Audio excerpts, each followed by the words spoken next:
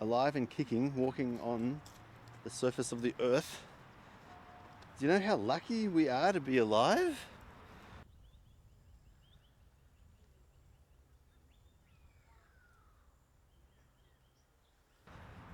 Apparently the chances of being alive and, you know, well, conscious is something like 4 trillion to 1. What the?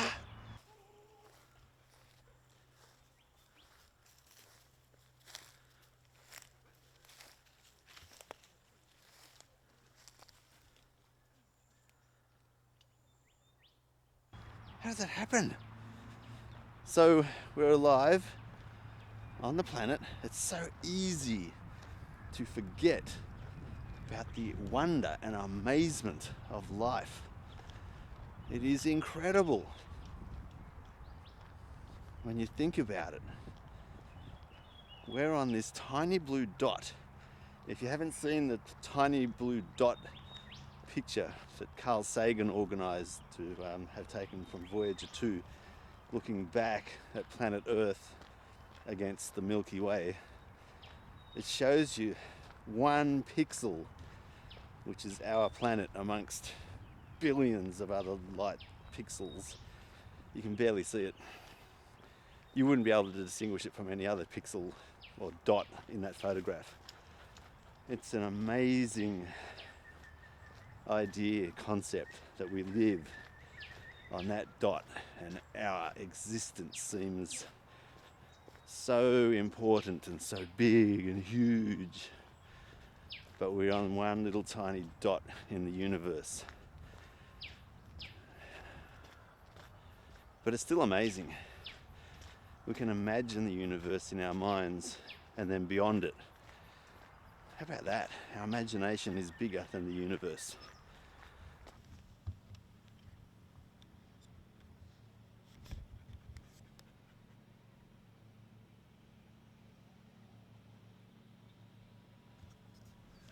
So, we're watching 2 videos, one from Jack Conte, the CEO of Patreon, and one from Trey Radcliffe, an American photographer, and they're both talking about the same thing, but they're talking about the same thing from a decade apart.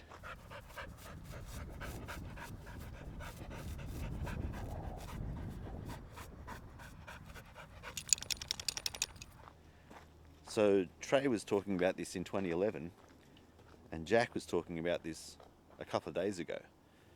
And that is... I think we're just in the beginning. All of us are in the bubble, right? We're in this hyper-aware internet bubble.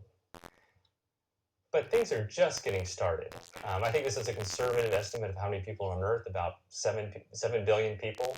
A very small portion of these people are even on the internet, and even smaller than that is a percentage that can really consume media in a meaningful way with high bandwidth. And more people are getting on the internet every day. Millions are getting on the internet, and they just want to be stimulated. So this idea that it's too late for me, right? Everybody else is out there. I've been working. I can't. It's just too late for me. I give up. Banish the thought. Don't worry about that. It really is the beginning. And as all these people get onto the internet, they need to be stimulated. They want to have images come at them. They want to see video. They want to see art come at them. Of course, they're also using the internet for information and communication, all these kind of things. But basically, people are bored, right? You kind of spend your life avoiding boredom. And you want to maximize the amount of stimulation that comes into your life. So don't worry about this idea that it's too late, because this is really just the beginning. There's going to be billions and billions more people on the internet.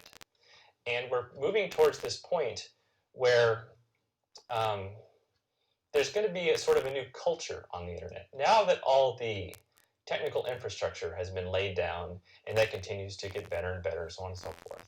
But now that the left brain of the internet has been built, the right brain can kind of fully develop.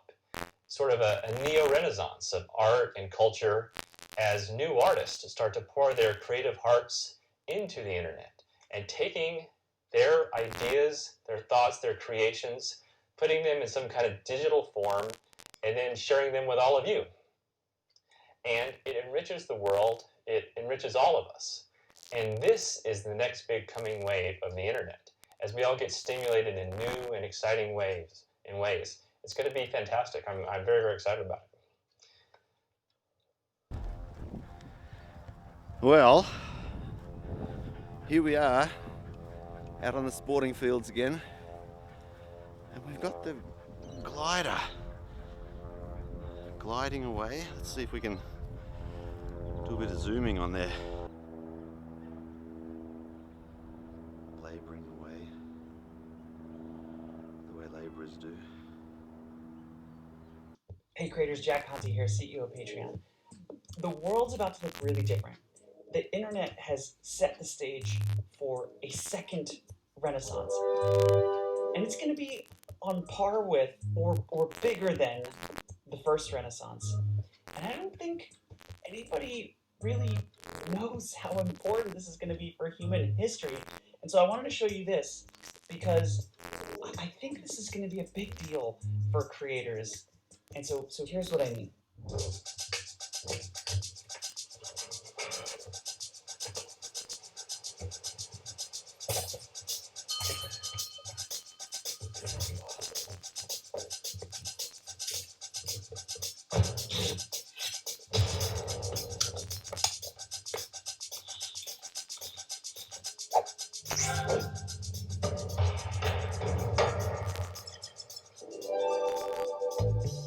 People are more connected than we've ever been in history. Every year there's more and more people coming online to the point where now there's over 4 billion people that are connected around the world. 2.5 billion of them are on Facebook, and over 2 billion people use YouTube every month, which is now in over 100 countries and 80 languages. And oh my goodness, people love YouTube videos. People watch over 1 billion hours of YouTube every single day. We're just more connected than we've ever been. Not only are humans more connected, but the barrier to entry for creation has basically dropped to zero. Creation tools like this phone that now over 3 billion of us have in our pockets are cheap and ubiquitous. Okay, you might be thinking, Jack, smartphones are really expensive. What do you mean cheap? I hear you, but the other night I watched Murder on the Orient Express, the one from the 70s, directed by Sidney Lumet. Murder on the Orient Express. And films like that used to require budgets of tens of millions of dollars to make. This thing takes higher fidelity video than the giant expensive-ass cameras used to film that movie. Compared to how things used to be, creation tools, on the whole, are cheaper than they've ever been. And by creation tools, I'm not just talking about phones. I'm talking about things like this 360 camera, which I ordered on Amazon for a few $100, and it showed up at my doorstep in a couple days. I got this piano on Craigslist for $50. This accordion was $180. This is a flying camera that literally cost a few $100 and replaces a helicopter and million-dollar budgets.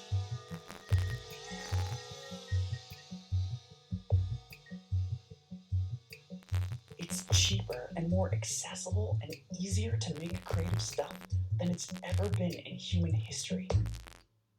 Okay, so let's back up here because there are two really important trends here setting the stage for the second renaissance. First, we're all connected. For the first time in human history, we can all reach each other through Facebook and YouTube and the internet itself. Second, creation tools. Making stuff is cheap and easy. And if you combine those two trends, you get an explosion in the number of creative people making stuff and reaching others with the stuff they make. And then suddenly, this study makes a ton of sense. It's by Recreate Coalition. It's called The Growth of America's New Creative Economy. In 2017 alone, there were over 16.9 million Americans who made money from their creative work. And we estimate that over 3/4 of creators are outside of the United States. Still, just those almost 17 million Americans made almost $6.8 billion from their creative work in 2017 on these 9 platforms. There he goes. There he goes.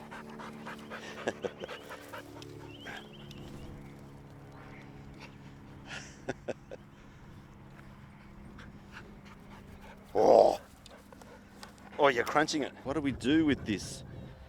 Jack Conte and Trey Radcliffe's idea about this second renaissance. Sounds exciting to me. And I think there's a lot of people that can start as well and produce things better than they believe they can, just through practice.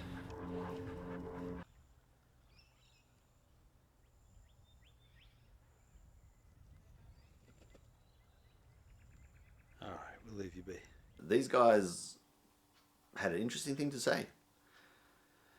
Did you see how they were talking about the future as being a great thing with the internet? Artists and creation and creators being the next big wave. People are bored, like Trey said, and like Jack said.